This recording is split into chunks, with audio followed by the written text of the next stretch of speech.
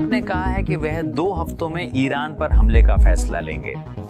6 अमेरिकी B-2 stealth bombers Guam की ओर बढ़ रहे प्रतीत होते हैं। हम इस संबंध की सभी घटनाओं पर नजर बनाए हुए हैं। अमेरिका द्वारा बंकर बस्टर्स गिराने की संभावित भागीदारी जो B-2 विमानों से किया जाएगा, जैसा हमने अभी आपके क्लिप में ट्वीट में देखा। कल ईरान और यूरोपीय संघ के एक प्रतिनिधिमंडल के बीच कई घंटे तक बातचीत हुई, जिसमें यूनाइटेड किंगडम, फ्रांस और जर्मनी शामिल थे। दुर्भाग्य से इनका कोई परिणाम नहीं निकला और अब लगता है कि B-2 विमान मध्य पूर्व की ओर जा रहे हैं। यहां ईरानी विदेश मंत्री बयान दे रहे हैं कि बातचीत क्यों सफल नहीं हो पाई। यह अमेरिकियों की ओर से बातचीत का प्रयास है। उन्होंने कई बार संदेश भेजे हैं, जिनमें बहुत गंभीर संदेश भी शामिल हैं। हमने उन्हें स्पष्ट किया है कि आक्रामकता और हमलों के जारी रहने तक बातचीत या कूटनीति संभव नहीं है। हम वैध आत्मरक्षा की स्थिति में हैं और यह रक्षा न तो रुक सकती है और न ही रुकेगी। हमारी अमेरिका के साथ कोई चर्चा नहीं है जिसे हम इन अपराधों का साझेदार मानते हैं। रिपोर्टों के अनुसार असहमति मुख्यतः यूरेनियम संवर्धन को लेकर रही है, न कि चल रहे हमलों को लेकर। पश्चिम चाहता है कि ईरान के पास कोई यूरेनियम संवर्धन सुविधा न हो, जबकि ईरान अपनी मौजूदा सुविधा को छोड़ना नहीं चाहता। एक वरिष्ठ ईरानी अधिकारी ने इसकी पुष्टि की है। एक वरिष्ठ ईरानी अधिकारी ने रॉयटर्स को बताया, अगर विकल्प शून्य यूरेनियम संवर्धन या युद्ध के बीच है तो हम युद्ध चुनेंगे। अमेरिका द्वारा दबाव बढ़ाया जा रहा है, ऐसा प्रतीत होता है। रिपोर्ट्स के अनुसार 6 B-2 स्टेल्थ बॉम्बर्स मिसौरी के व्हाइटमैन एयरफोर्स बेस से गुआम में अमेरिकी एयरफोर्स बेस की ओर रवाना हो चुके हैं। पूर्व नेवी सील स्क्वाड्रन लीडर चक फेरर B-2 के कामकाज और ईरानी परमाणु ठिकानों के लिए उनके घातक होने के कारणों पर प्रकाश डाल रहे हैं। लाइक और सब्सक्राइब करें और हमारी नई सीरीज डाउन रेंज में साथ बने रहें। ये किसी अज्ञात उड़न तश्तरी या उड़ती हुई छुरी जैसा लगता है। ये कोई एलियन नहीं, बल्कि अमेरिकी शक्ति का काला धड़कता हुआ दिल है। इंजीनियरिंग का चमत्कार जो रडार को चकमा देता है, एयर डिफेंस को नजरअंदाज करता है और साफ नीले आसमान से सटीक हमला करता है। ये है Northrop Grumman B-2 spirit. Stealth bomber एक उड़ता हुआ विंग जो 1990 के दशक से दुश्मन के आसमान में डर बना रहा है। इसे एरिया 51 में पूरी गोपनीयता के साथ विकसित किया गया था और आधुनिक संघर्ष की आग में निखारा गया। B-2 इस बात का प्रमाण है कि जब आप अत्याधुनिक तकनीक को एक महत्वपूर्ण मिशन के साथ जोड़ते हैं, घुसपैठ करना, हमला करना और गायब हो जाना। चलिए इस रहस्यमयी युद्ध पक्षी के उड़ान नियंत्रण, रडार को चकमा देने की जादूगरी, इलेक्ट्रॉनिक युद्ध कौशल और जबरदस्त ताकत को जानते हैं। फिर हम इसकी हाल की जंग के निशानों पर नजर डालेंगे और इसके उत्तराधिकारी B-21 रेडर की एक झलक लेंगे, जो हवाई वर्चस्व की परिभाषा बदलने के लिए तैयार है। B-2 भौतिकी की सीमाओं को चुनौती देने वाला एक अद्भुत हवाई जहाज है। एक बिना पूंछ वाला चमगादड़ जैसा विमान जिसके पंखों की चौड़ाई 173 फीट है। यह जैक नॉर्थरप की 1940 के दशक की दूरदर्शी स्केचों से प्रेरित एक फ्लाइंग विंग डिजाइन है। पारंपरिक पूंछ या वर्टिकल स्टेबलाइजर के बिना लगता है कि यह चीज ब्लेंडर में गिरने पर नशे में धुत चमगादड़ की तरह घूमेगी, लेकिन विशेष फ्लाइट कंट्रोल सिस्टम सक्रिय हो जाते हैं और नियंत्रण संभाल लेते हैं। B-2 quadruplex redundant fly by wire system पर उड़ता है, जो डिजिटल जादू के 4 स्वतंत्र चैनल हैं जो इसे स्थिर रखते हैं। सेंसर और कंप्यूटर तेजी से कनेक्शन बनाकर 8 ट्रेलिंग एज कंट्रोल सरफेस को एडजस्ट करते हैं, जिससे B-2 की स्वाभाविक एयरोडायनामिक अस्थिरता नियंत्रित रहती है। पिच, यो, रोल, यह सब प्रोसेसर के एक ब्रेन ट्रस्ट द्वारा संभाला जाता है, जो किसी भी बड़े टेक्नोलॉजी प्रेमी को प्रसन्न कर देगा। विशेष सेमीकंडक्टर्स और अत्याधुनिक कंप्यूटेशनल उपकरण सामान्य इलेक्ट्रोमैग्नेटिक सिग्नेचर्स के बिना काम करते हैं। सौरोन की आंख आपके आईफोन और लैपटॉप को आसानी से ढूंढ सकती है, लेकिन B-2 को ट्रैक नहीं कर सकती। B-2 एक इलेक्ट्रोमैग्नेटिक भूत है जो लगभग ध्वनि गति से यात्रा करता है। असली जादू कम ऊंचाई पर होता है। B-2 का टेरेन फॉलोइंग रडार, जो AN/APQ-81 सिस्टम में एकीकृत है, उसे जमीन के बहुत करीब लगभग 200 फीट से भी कम ऊंचाई पर 600 मील प्रति घंटे की रफ्तार से उड़ने की सुविधा देता है। ये उड़ना नहीं है, ये तो जैसे जंग के मैदान में सुई में धागा पिरोना है। जेट के एग्जॉस्ट से पेड़ों की चोटी पर बैठे गिलहरियों को उड़ा देना है और दुश्मन के रडार की पहुंच से नीचे रहने के लिए पहाड़ियों की चोटियों को पार करना है। क्रू सिर्फ 2 पायलट, इससे ज्यादा नहीं, एक ऐसे कॉकपिट में बैठते हैं जो स्टिक एंड रडर के जोश से कम और पंखों वाले सुपर कंप्यूटर को संभालने जैसा ज्यादा है। तीसरी क्रू सीट वजन कम करने के लिए हटा दी गई थी, जिससे दोनों पायलटों को नेविगेशन, हथियार और सिस्टम्स को मल्टी फंक्शन डिस्प्ले के जरिए संभालना पड़ता है। ट्रांसोनिक स्पीड पर चांद रहित रात में जमीन के बिल्कुल करीब उड़ना कोई छोटी बात नहीं है। ये ऑटोमेशन का एक बैले है, कोड, हाइड्रोलिक्स और पायलट की स्किल का एक सुमेल है। इसीलिए B-2 विमान दुश्मन की हवाई सुरक्षा और प्रतिबंधित क्षेत्रों से आसानी से बच निकलता है। स्टेल्थ सिर्फ B-2 के लिए एक चर्चित शब्द नहीं, बल्कि इसकी असली ताकत है। इसका रडार क्रॉस सेक्शन एक गोपनीय राज है। पेंटागन के सूत्रों के अनुसार इसका रडार क्रॉस सेक्शन लगभग 0.1 वर्ग मीटर है, जो एक भौरे के आकार जितना है। B-52 का रडार क्रॉस सेक्शन एक खलिहान के दरवाजे जितना विशाल है, जो 100 वर्ग मीटर से अधिक है। Surface to air missile battery 100 मील दूर से एक संकेत द्वारा लॉक कर सकती है। B-2 ऐसा कैसे करता है? इसकी बनावट से शुरू करें। चिकनी बहती हुई घुमावदार सतहें रडार तरंगों को जादूगर की चाल की तरह बिखेर देती हैं, बिना किसी तेज किनारे या उभरी हुई चीज के। एयर फ्रेम के composite material, carbon fibre, aerodynamic thermoplastics और दूसरी गुप्त चीजें सिर्फ रडार को मोड़ती नहीं हैं, बल्कि उसे सोख भी लेती हैं। रडार सोखने वाले मटेरियल की परतें, कोटिंग्स और पेंट्स का एक गुप्त मिश्रण जो इलेक्ट्रोमैग्नेटिक ऊर्जा को सोख लेता है और उसकी जगह गर्मी छोड़ता है। आपके पास एक रणनीतिक स्ट्राइक प्लेटफॉर्म और एक उड़ता हुआ भूत है। इंजन बोरे जनरल इलेक्ट्रिक F-118 हर एक 17,300 पाउंड थ्रस्ट पैदा करता है। पंख के अंदर गहराई में छुपे होते हैं। उनकी एग्जॉस्ट ऊपर की तरफ सांप जैसे डक्ट से निकाली जाती है ताकि हीट सिग्नेचर छुप जाए और शोर भी कम हो जाए। जेट टरबाइन के ब्लेड भी स्टील थे। गोपनीय धातु मिश्र धातुओं के एकल क्रिस्टल से बने ये ब्लेड गर्मी सह सकते हैं और रडार तरंगों को परावर्तित नहीं करते। एंटेना त्वचा में समा जाते हैं और फ्लैप्स स्टील्थ मोड में लॉक हो जाते हैं। गहरा anti reflective grey paint 50,000 feet ऊपर आसमान में घुल मिल जाता है। रखरखाव दल इस विमान को किसी देवी की तरह पूजते हैं। हर खरोंच या डेंट को तुरंत ठीक किया जाता है ताकि रडार क्रॉस सेक्शन प्रभावित ना हो। परिणाम, दुश्मन के एयर डिफेंडर झलक या गड़बड़ी देखते हैं, पर कुछ ठोस नहीं मिलता जिस पर लॉक कर सकें। स्टेल्थ बॉम्बर अदृश्य नहीं है, बस उन सेंसरों के लिए अप्रासंगिक है जो उसे ढूंढ रहे हैं। एक परछाई जो जाल से फिसल जाती है। B-2 न केवल छिपता है बल्कि इलेक्ट्रोमैग्नेटिक स्पेक्ट्रम में गंदा खेल भी करता है। इसका ANAPR-63 defensive management system electronic warfare suit का दिमाग है। यह एक सिस्टम है जो रडार उत्सर्जन का पता लगाता है और खतरों, फाइटर रडार, एवेक्स आदि की पिंग को सटीकता से पहचान कर फ्लाइट क्रू को रियल टाइम सूचना देता है। AN/APQ-181 रडार के साथ मिलकर यह एक भूत की तरह है जो देख सकता है लेकिन दिखता नहीं है और बहुत कम एमिशन के साथ टेरेन और टारगेट्स को मैप करता है। अपग्रेड से B-2 मिड फ्लाइट में डायनामिकली रीरूट हो सकता है, जिससे वह उभरते खतरों से शतरंज के ग्रैंड मास्टर की तरह चेकमेट से बच निकलता है। इलेक्ट्रॉनिक काउंटर मेजर्स B-2 के लिए महत्वपूर्ण हैं। चेफ और फ्लेयर्स पुराने ढंग हैं। मिसाइलों को धोखा देने के लिए धातु की पट्टियों और हीट डिकॉयर्स के बादल छोड़े जाते हैं, लेकिन इसके अंदर और भी बहुत कुछ है। सक्रिय जैमिंग एक शक्तिशाली तकनीक है जिसकी विशिष्ट जानकारी Wright Patterson air force base के हैंगर 1 के 15 मंजिल नीचे एक तिजोरी में सुरक्षित है। डिफेंस मैनेजमेंट सिस्टम दुश्मन के राडार को अंधा और गड़बड़ करने के लिए स्टैटिक या झूठे सिग्नल भेज सकता है, जिससे उनके अपने सिस्टम ही उनके लिए मुसीबत बन जाते हैं। कुछ का मानना है कि B-2 में डिकॉय या डायरेक्शनल जैमर लगे हैं, लेकिन एयर फोर्स इसकी पुष्टि नहीं कर रही।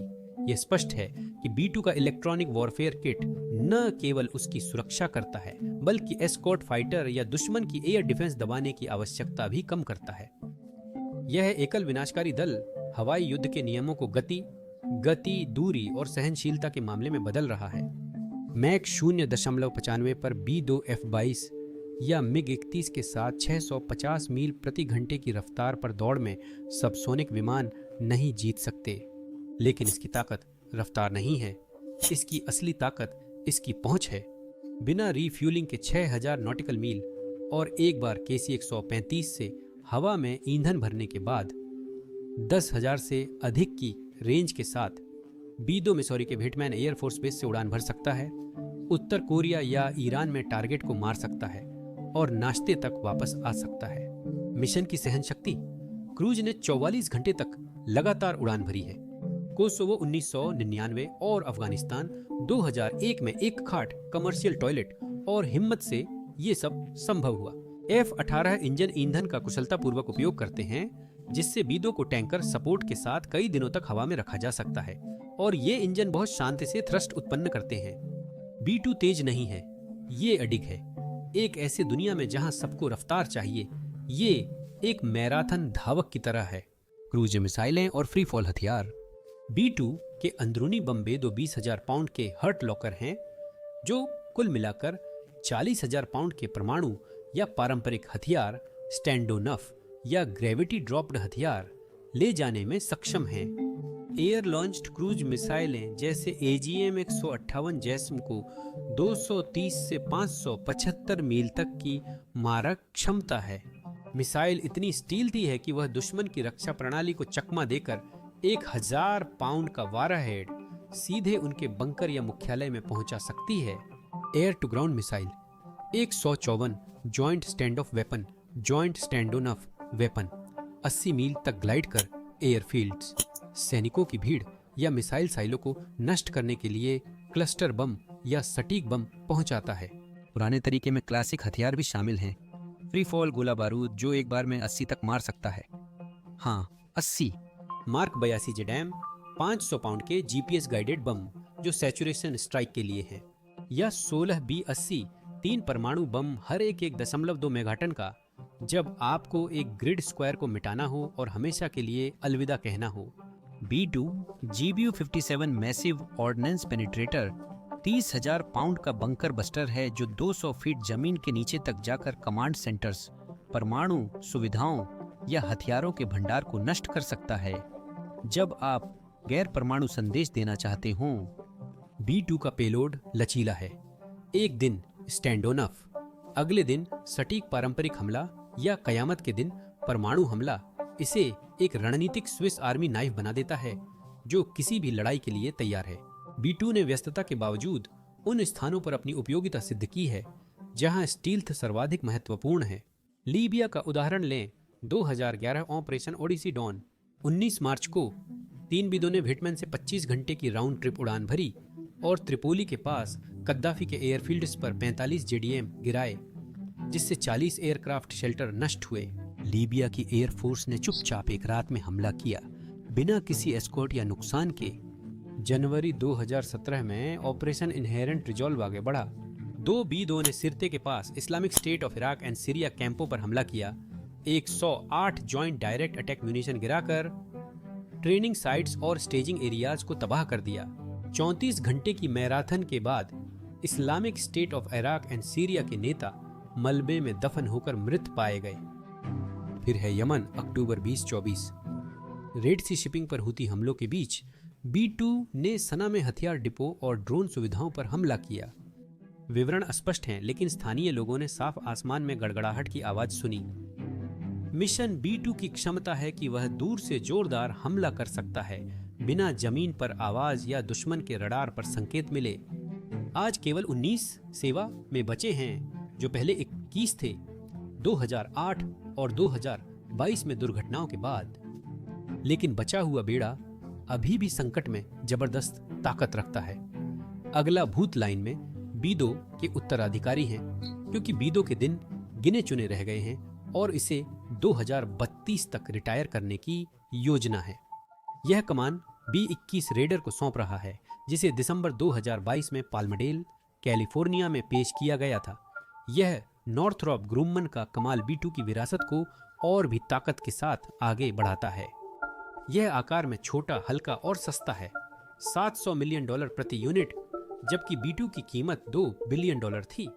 अफवाह है कि इसका रडार क्रॉस सेक्शन कीट के आकार जितना छोटा है, जिसका श्रेय अगली पीढ़ी की रडार अवशोषित सामग्री और परिष्कृत फ्लाइंग विंग आकार को जाता है। इसके इंजन, जो संभवतः प्रैट एंड विटनी F135 हैं, बेहतर दक्षता और स्टेल्थ का वादा करते हैं और बिना ईंधन भरे 6000 से ज्यादा मील की रेंज देते हैं, जो कि महाद्वीपीय संयुक्त राज्य अमेरिका से एक टैंकर की मदद से पृथ्वी पर कहीं भी हमला करने के लिए पर्याप्त है। B-21 का इलेक्ट्रॉनिक वॉरफेयर सूट और एवियोनिक्स कई साल आगे हैं, जिसमें तेज अपग्रेड के लिए ओपन आर्किटेक्चर, सॉफ्टवेयर और नेटवर्क सेंसर शूटर क्षमताएं शामिल हैं। रेडर को एक ड्रोन स्वार्म का क्वार्टरबैक या F-35 से जुड़ा हुआ समझें, जो हाइपरसोनिक मिसाइलों से बचते हुए काम करता है। पेलोड, यह B-61-12 न्यूक्लियर बम, AGM-180 एक long range stand of cruise मिसाइलें और कई तरह के प्रिसिशन कन्वेंशनल हथियार ले जाएगा। ये सब 12 से 13 टन के बम बे में, जो B2 से थोड़ा कम है, लेकिन बहुप्रकारी और सतह के साथ साथ गहराई में छिपे और मजबूत लक्ष्यों पर सटीक वार के लिए अनुकूलित है। एयरफोर्स 100 से 200 नए रेडर चाहती है ताकि जोन में भूतों की बाढ़ आ जाए। रेडर की पहली उड़ान नवंबर 2022 में हुई थी। यह 2027 तक युद्ध के लिए तैयार हो जाएगा। यह सिर्फ बल बदलने के लिए ये नहीं है। रेडर एक क्रांति है जिसे चीन के J-20 और रूस के प्रसिद्ध Prometheus S-500 air defence complex का सामना करने के लिए बनाया गया है। फैसला B2 स्पिरिट ने यह परिभाषित किया कि एक बॉम्बर क्या हो सकता है। शांत, घातक, अछूता। इसकी फ्लाइट कंट्रोल्स ने एक क्रांतिकारी डिजाइन को काबू किया। इसकी स्टेल्थ ने एयर डिफेंस के डरावने सपनों को फिर से लिखा और इसके इलेक्ट्रॉनिक वॉरफेयर किट ने इसे युद्ध क्षेत्र में अकेला भेड़िया बना दिया। लीबिया से लेकर यमन तक इसने अपनी काबिलियत साबित की है। छाया से मौत को सर्जन की सटीकता के साथ पहुंचाया है। हालांकि B-51 रेडर सामने आ रहा है, जो अपने पूर्ववर्ती से बेहतर स्टेल्थ, लंबी रेंज और सोच की क्षमता का वादा करता है, साथ ही इसकी संख्या भी बढ़ा रहा है। ये दोनों एक युग की शुरुआत करते हैं जहां अमेरिका की पहुंच दूर तक है, उसका हमला सटीक है और उसके दुश्मन बेचैन होते हैं। एक जोखिम भरी दुनिया में चीन के हाइपरसोनिक ग्लाइड वाहन, रूस के नए रडार, ये स्टेल्थ विमान यह सुनिश्चित करते हैं कि अमेरिका हमेशा ऊपर बना रहे, एक अदृश्य पंख के साथ। आसमान सीमा नहीं बल्कि युद्ध का मैदान है जहां भूत विजयी हो रहे हैं। हौथियों के पास बेहद उन्नत वायु रक्षा प्रणाली है और उनके पास एंटी शिपिंग क्रूज मिसाइलें, ड्रोन, समुद्र की सतह के पास उड़ने वाले हमलावर ड्रोन और अन्य बैलिस्टिक मिसाइलें भी हैं। उन्होंने कई युद्धपोतों पर दर्जनों हमले किए हैं, वैश्विक व्यापार पर सैकड़ों हमले किए हैं, 175 से भी ज्यादा, और कई जहाजों को डुबो दिया है। मुझे बस लगता है कि अमेरिकी लोगों को समझना चाहिए कि यहाँ क्या हुआ है। ईरान की रिवोल्यूशनरी गार्ड के समर्थन में यमन के हौथी विद्रोहियों ने शिपिंग मार्गों को बाधित किया, अमेरिकी सैन्य शक्ति को चुनौती दी और अंतर्राष्ट्रीय दबाव को नजरअंदाज किया है। अमेरिकी जवाबी हमलों, जिनमें एयरक्राफ्ट कैरियर और B-2 स्टील्थ बॉम्बर्स शामिल हैं, के बावजूद सामरिक स्थिति लगातार बदलती रहती है। विद्रोहियों के हमले संभवतः जारी रहेंगे, जो उनकी दृढ़ता और तेहरान के इस नवीनतम प्रॉक्सी युद्ध में गहरे निवेश का प्रमाण है। हाथियों के व्यापारी जहाजों के खिलाफ अभियान बिखरी हुई बगावत नहीं है। उनके पास ड्रोन, मिसाइलें और नौसैनिक कौशल का घातक मिश्रण है। वे कम कीमत वाले ईरान से मिले कामिकाजे ड्रोन जैसे विस्फोटकों से लैस शाह-36 तैनात करते हैं, जिन्हें सरल GPS द्वारा नियंत्रित किया जाता है। भनभनाते खतरे शिपिंग लेन में झुंड बनाकर आकर अपनी भारी संख्या से दबाव डालते हैं। ऊपरी स्तर पर हूथी लोग एंटीशिप बैलिस्टिक मिसाइलें दागते हैं, जैसे कि ईरान द्वारा डिजाइन की गई मोहित और एसएफ, जो मॉक स्पीड से गिर सकती हैं और विनाशकारी वारहेड्स ले जाती हैं, जो 450 किलोग्राम तक का हाई एक्सप्लोजिव पहुंचा सकती हैं। एंटी शिप क्रूज मिसाइलें जैसे कि अलमनाप 2 रेंज और सटीकता बढ़ाती हैं, जो क्षितिज के पार 120 किलोमीटर दूर तक के लक्ष्यों को मार सकती हैं। फिर इसमें एक समुद्री मोड़ भी है। कम तकनीक वाले विस्फोटकों से भरे बिना चालक के सतही पोत मूलतः सैन्य स्तर के विस्फोटकों से लैस ड्रोन स्पीड बोट हैं। ये धीमी गति के खतरे, जिन्हें कभी कभी होदेहिया जैसे हूती नियंत्रित बंदरगाहों से लॉन्च किया जाता है, लक्ष्यों को खोजने के लिए इलेक्ट्रो ऑप्टिकल सेंसर पर निर्भर करते हैं। हालांकि ये कम आम है और अब तक केवल कुछ ही का इस्तेमाल हुआ है। बिना चालक के सतही पोत विद्रोहियों की बढ़ाने की महत्वाकांक्षा का संकेत देते हैं। पश्चिमी खुफिया जानकारी इन हमलों के पीछे एक उन्नत सेंसर नेटवर्क की ओर इशारा करती है। तटीय रडार, निगरानी यूएवी और छोटी नावों पर तैनात स्पॉटर्स जो मिसाइल दलों को रियल टाइम डेटा भेजते हैं। यह गरीब व्यक्ति का हाईटेक आतंक है जो प्रभावी साबित हो रहा है। हूथियों के लक्ष्य वैश्विक शिपिंग की सूची जैसे हैं। 19 नवंबर 2023 को उन्होंने गैलेक्सी लीडर नामक बहामाई झंडे वाले और एक इजरायली कंपनी से जुड़े कार कैरियर को हाईजैक कर अपनी मुहिम शुरू की। हूथी कमांडो और ईरानी सलाहकार हेलीकॉप्टर से उतरे, जहाज पर कब्जा किया और उसका रास्ता बदल दिया। 25 क्रू सदस्य अभी भी बंधक हैं। तब से विद्रोहियों ने 40 से अधिक जहाजों पर हमला किया है, जिनमें से 21 पर सीधा हमला हुआ है। सच्चा आत्मविश्वास नामक बारबाडोस ध्वज वाला बल्क कैरियर 6 मार्च 2024 को अदन के दक्षिण पश्चिम में 55 समुद्री मील दूर एक एंटी शिप बैलिस्टिक मिसाइल से टकरा गया। मिसाइलों के हमले में आग लगने से 3 चालक दल के सदस्य मारे गए और बाकी लोगों को जहाज छोड़ना पड़ा। भारतीय नौसेना के INS कोलकाता ने तत्काल सहायता प्रदान की। रुबिमार बेलीज के झंडे वाला एक मालवाहक जहाज इतना भाग्यशाली नहीं था। फरवरी 2024 में एक मिसाइल की चपेट में आने के बाद यह 2 हफ्ते तक किसी तरह चलता रहा और फिर डूब गया। यह हूती हमले में डूबने वाला पहला जहाज था।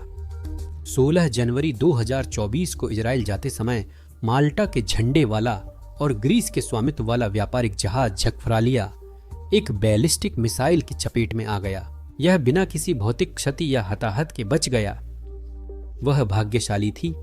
अन्य उल्लेखनीय हमलों में MV जेंको पिकार्डी, जो संयुक्त राज्य अमेरिका के स्वामित्व में है, 17 जनवरी को अदन की खाड़ी में ड्रोन से टकराया, और MV आइलैंडर, जिसमें फरवरी 22, 2024 को दोहरी मिसाइल हमले के बाद आग लग गई।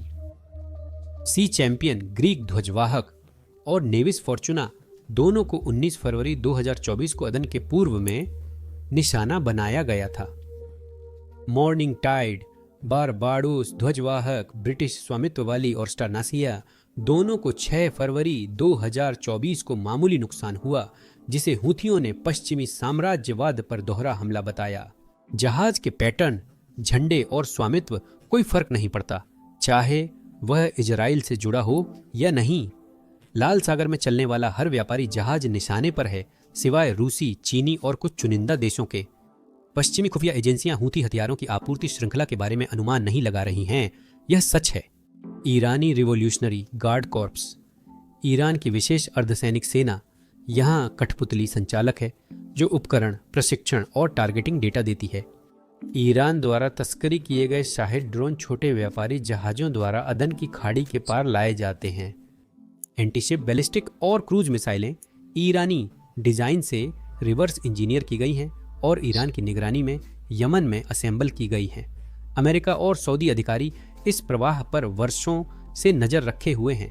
अमेरिकी नेवी सील टीमों ने कड़े अमेरिकी हथियार प्रतिबंधों का उल्लंघन करते हुए तस्करी किए गए मिसाइल पुर्जों और UAV पार्ट्स की खेप जब्त की है।